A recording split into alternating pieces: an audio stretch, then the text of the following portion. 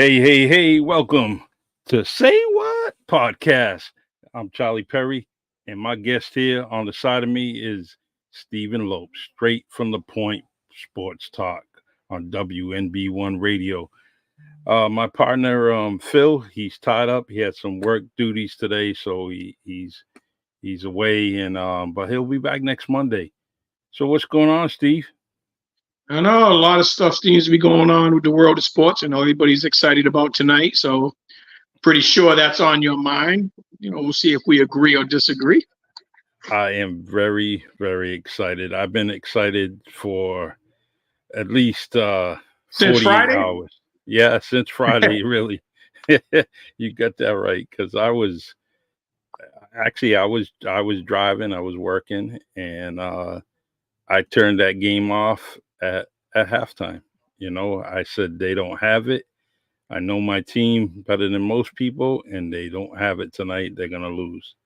And I just basically just said, hey, I'll wait for the next game, and I did. And so I'm so excited to at least watch this game and talk about it. It's been real interesting, like all the different things that are going on. We just talked about it off screen. Me and my son and my friend, we were talking about the 617, and it's June 17th, and all these different Yeah, crazy there's things a that are lot of going on. numerology going on today. 2008 was the same date, when they won the championship. So, as a fan, and as a fan of the Celtics, I'm really excited about it. I really had a good time watching NBA playoffs this year.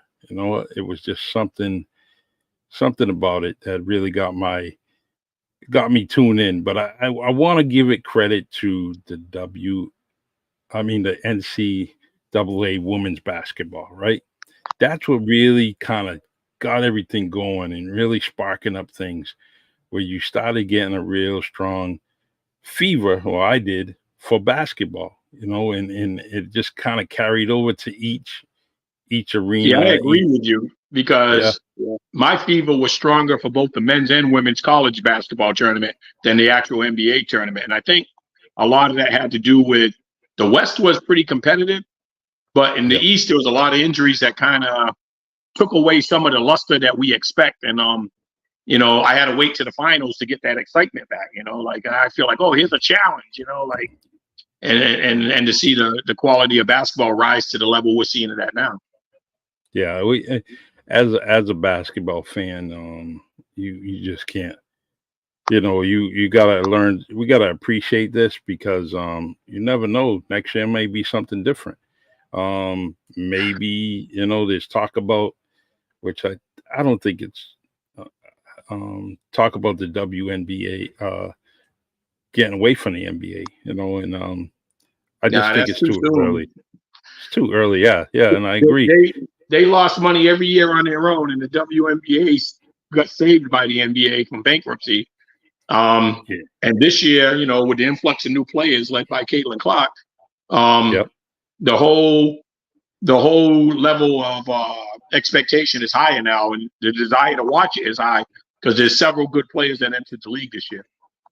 Yeah. So true. It's I just I mean, I was watching a game yesterday, and I was really excited about it. I enjoyed watching it. I thought that flagrant one was, I mean, it was justified, but I could see as a ball player she was trying to just swipe away from it. Sometimes you swipe They're a before shot you. blocker. You don't always Yeah, hit the target. yeah. See, so and both players took it with grace, right? And they just they said the right thing, nothing crazy, and it just, those two women I hope they go on and play as long as Lisa Leslie did, so we can always have somebody to turn to. They're just great ambassadors, I think, both of them, and I was very excited about both of them getting drafted. And so, but Steve, I want to talk to you about this game coming up tonight, right?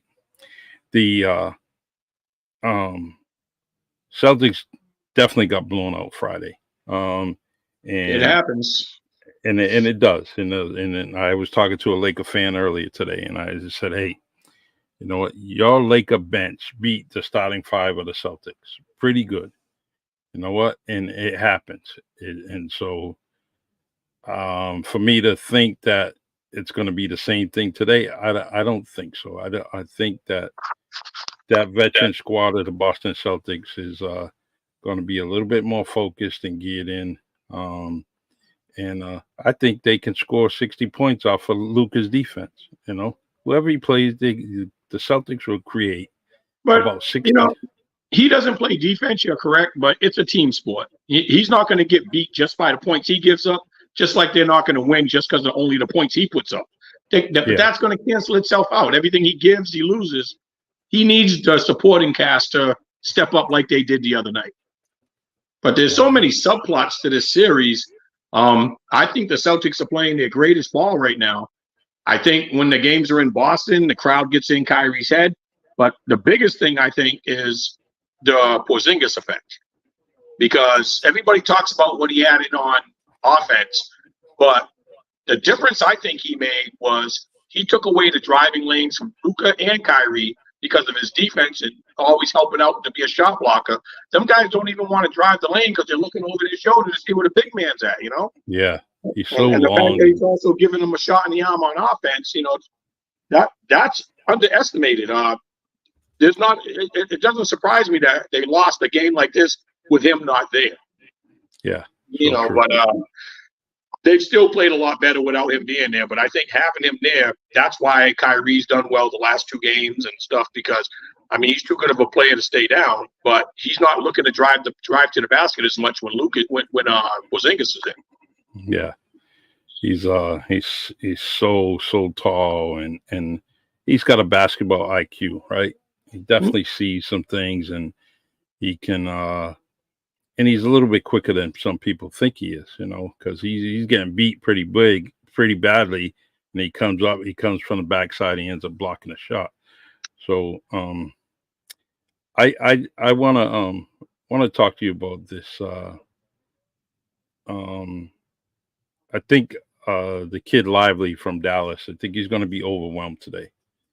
This is Well, the he reason doesn't why. match up good with Porzingis, and that's part of my argument. Is he was intimidated just as much as Luka and Kyrie penetrating. Lively and Yeah, Gafford did not get those alley oops because the big man was there helping out. It's hard to yeah, throw a lob over a 7'3" active dude.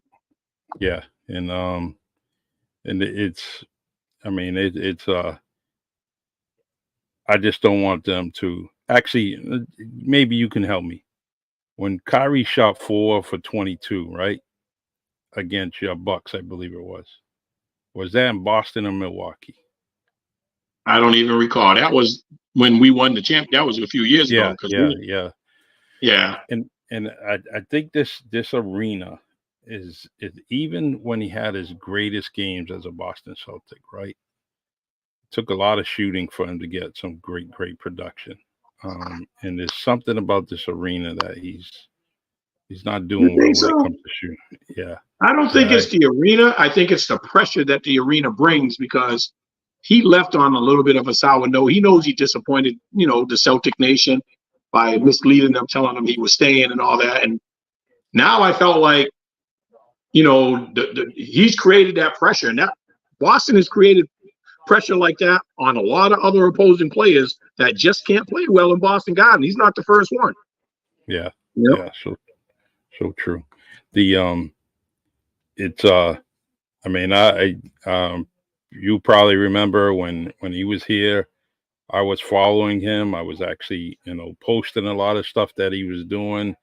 Very.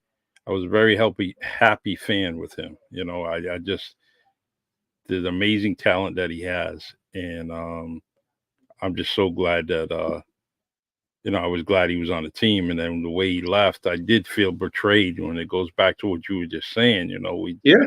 we just felt betrayed, and he said he was gonna stay, and what happened and who pissed him off. I don't know what happened, and I think it was more internal than anything. I think he was at some point happy, and then maybe it's that combination of him and Marcus Smart. We never know. Then I don't really see him and Jalen embracing each other a lot. So maybe it's that combination. Well, But it's, supposedly they're tight. I heard they were tight when he was there. oh, good. So yeah, and I just you know I just want to win. I definitely do.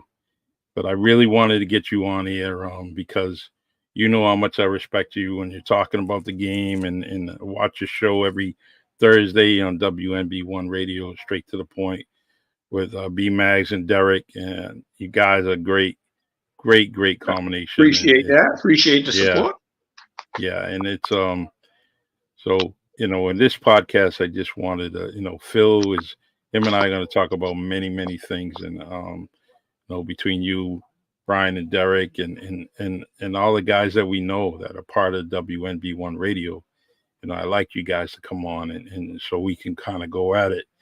The best thing about this is that with StreamYard we can have a multitude of people on here and kind of just go at it and have this big old circle about whatever we're talking about.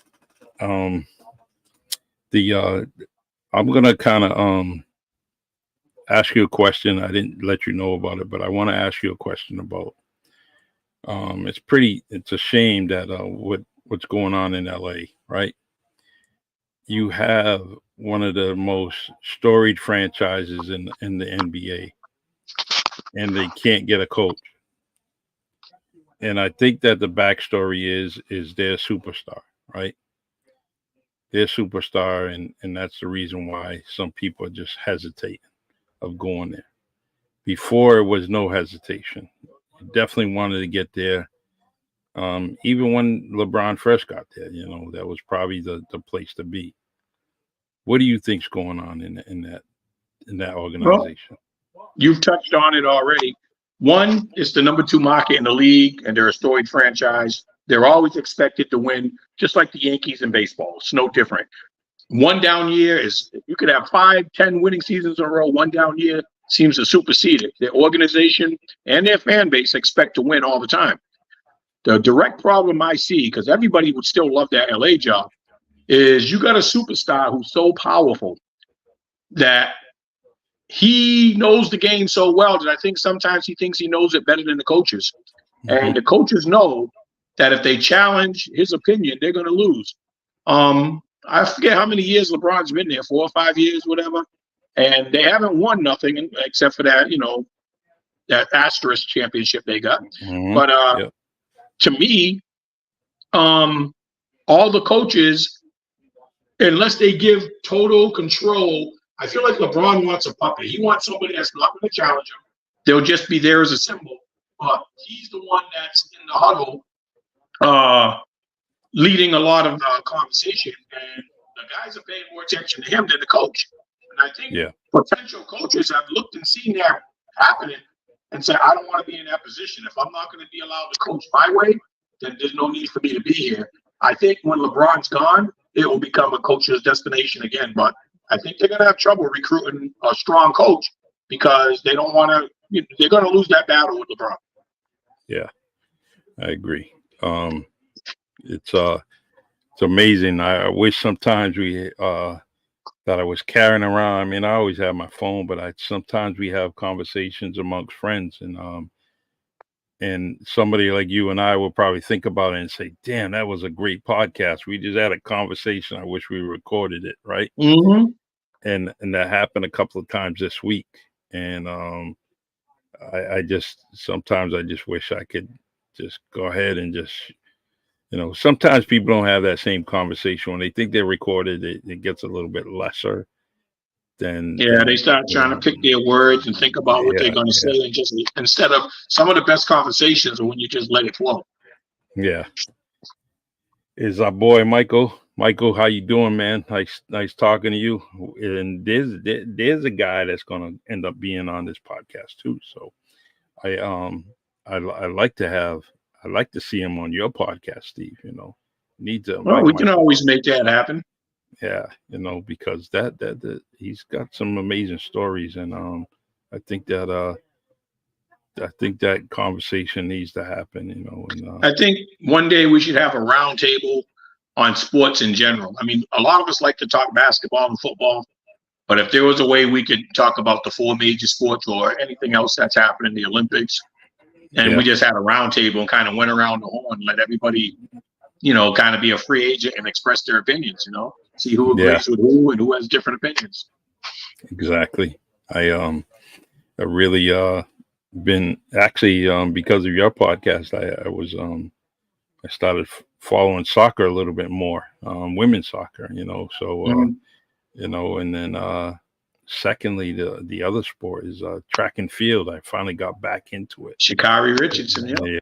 So I've been really trying to really following it and enjoying it, and it's but sports, women. What about softball? The women's softball.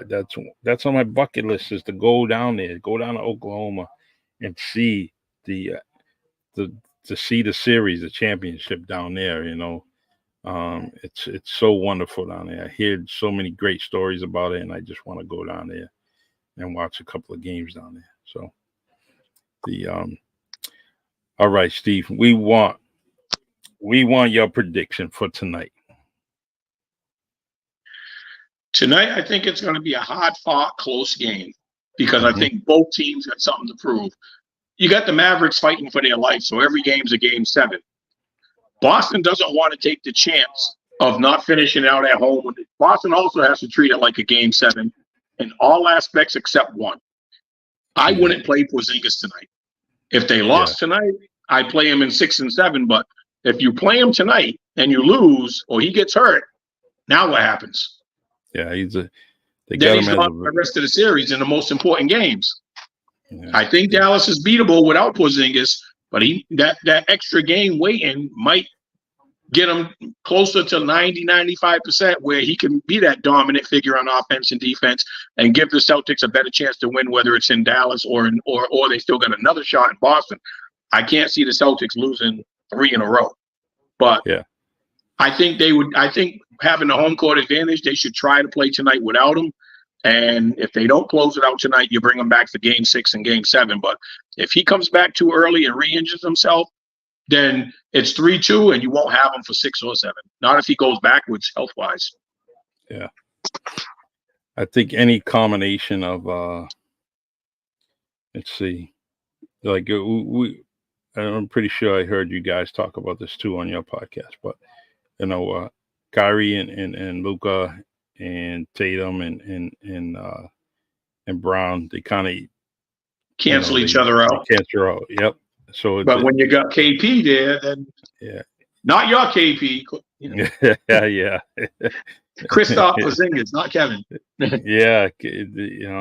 Porzingis is he's actually a family favorite. We all like him in my house, and so he's just that dude. So, Holiday, your former friend there, he's a difference maker too. Yeah, he's if he puts up 23 points, I really I think that's the icing on the cake. He's just a tremendous guy, and and we always got Derek White. So I'm thinking the Celtics will. I think they're favored by 6.5 points. So I think that's about right, and but I'd like to see some of the bench players playing, get a feel for this championship. So a nice lead would be good, so that bench can come in. I think they deserve something, especially when you get to the championship. And if the story goes the way I want it, give them a little taste of playing in the playoffs, in the championship, in the finals, and we'll see. That's going to be a lot to ask tonight because you're looking at a team that's wounded, down 3-1. There's no tomorrow for them. They have to come to play. I think Kyrie will be Kyrie tonight because of the desperateness of the situation. I think he just has to focus on basketball, and that'll come to it. Now, I don't know if Porzingis is going to be able to contribute tonight or if they plan on playing him a lot. I know they said he's close. If they take that chance, I still don't think you're going to see prime Porzingis because he's going to be playing not to get hurt. I don't think he's going to go full steam ahead. He's going to go game speed and practice are two different things. Yeah, and he's a Bleacher Report said that he's going to be available. And he's available. Yeah, doesn't mean you have to play him. Or maybe you put him on a minutes restriction. You plug him in for 5 minutes, 5-minute spots in the first half and the second half. Bring him in the end of the first quarter. Let him play 5 or 6 minutes. Take him out, and then do the same thing with him in the second half. Unless you really, really need him more. If the game's really tight and you need him more in the fourth quarter, play him. But you don't want to run the risk of him just making that injury any worse than what it is now, because we don't even know exactly what it is, how bad it is. We don't know. But it's the championship and he wants to play. And we saw this happen with Kevin Durant trying to play through one injury. He favored it so much, he got himself a different injury, the calf. He tried to take pressure off the calf. He put too much on the Achilles tendon and had a whole nother injury. So that's always in play. Yep. And you can't mess around, especially with Boston. They have that top-notch medical team right there in the facility. And they're really, they're really strong on their stance with most injuries. So they're not going to sway away from what the medical dudes and girls are actually telling them. So if they're telling him to sit, he needs to sit his butt down. 3 chances to win one game. Yep. Don't have him have an injury like KD did and you missed the whole next year because you were in a rush to come back too soon. Yes, it's the NBA championship. Mm-hmm. But they need you for a lot more than just this one game. Yeah, and this 1 year, right? You got to win. Yeah, and a little bit more than just this 1 year. They signed them for that contract to get a multiple chances to be where they're at today. So we'll see what happens. And hey, how'd you like my post where I said that Steve, he's always bucking around? That's gonna be my new saying. All right, you're always bucking around. Hey, you know what? Your team is. I hope they don't mess around with Middleton, man. That dude is fabulous, man. I hope they don't. Well, did you see what we did under the radar? You see who we just brought back into the coaching realm? Who was it? Darvin Ham, who left us to go take that Lakers job. I missed that. And they brought him back. You know why? You know why he left Milwaukee?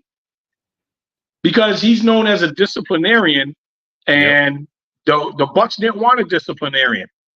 Mm-hmm. So they allowed him to go. He got the head coaching job, and it was the same thing in LA. The Grizzly vets, AD and LeBron, they want to be in control. The players think they're in control more than the coaches now.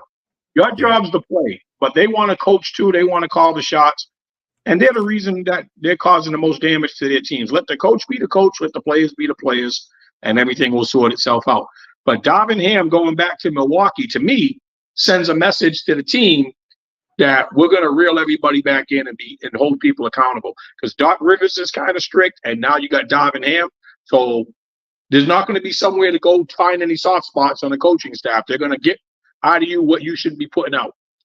And we started showing some of the same signs as LA with Giannis, putting his brother into the contract to make sure he's on the team and getting him a sneaker deal.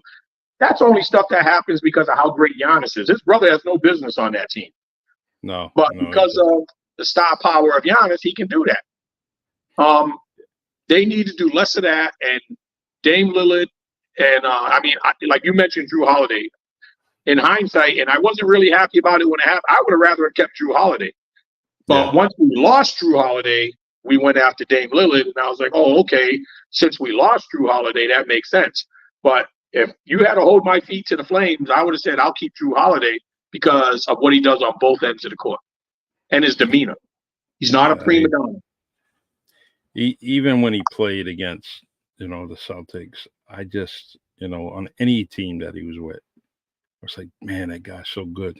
He's so good. And to have him here and on the team and locked down probably for the rest of his career, that's going to be great. And we're going to go from there. But I think your team is definitely always going to be there. with that big Greek guy there, and I think they just need another player, right? Because Portis Check is your who we. Eagles at the door. Yep. And yes, they need another player in the rotation they can depend on because staying healthy is hard, as we've seen. Chris Yeah. Middleton hasn't been healthy for 2 years. Yeah. Greek Freak got hurt toward the end of the year, and then he wasn't in rhythm come playoff time. He actually missed a couple of games in the playoffs. It was like, it's not the same. Now you see why people are doing time management, but staying healthy is probably one of the most challenging things for an NBA player. So you have to have a deep bench that can come in and give you similar production for a short period of time while your superstars may be down.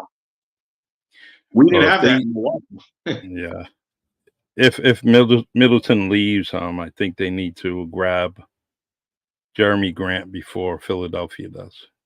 And I'd like to see that because he's a yeah, jack of all trades.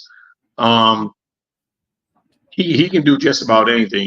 He can contribute with the ball in his hands, the ball without his hands. He stuffs the stat sheets in a lot of different areas. yeah, I like his demeanor. But Chris Middleton's not done. yeah. But Chris Middleton has to be healthy. And I'm not sure. I think he's going to the Olympic team again this year too. So he's not taking the opportunity to rest during the off season.